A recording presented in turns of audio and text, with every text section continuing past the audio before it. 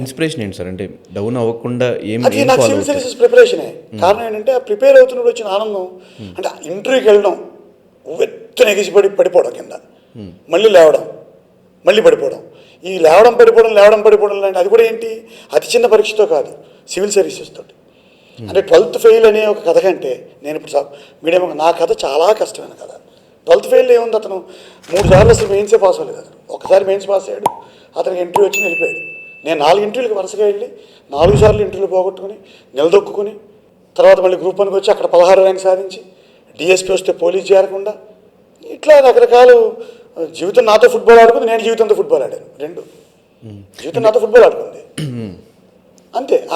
ఆ ప్రయోగాలు, ఆ వైఫల్యాలు నన్ను చాలా బలంగా తయారు చేశాయి. So I never be down.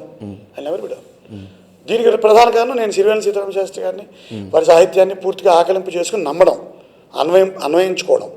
తర్వాత గురువు గారు శివానందమూర్తి గారు అని స్పిరిచువల్ గురువు, వారి యొక్క అనుచరుడిగా ఉండడం, శిష్యుడిగా ఉండడం, ఈ 2 కారణాలు నాకు జీవితంలో దుఃఖాన్ని దగ్గర రానివ్వవు.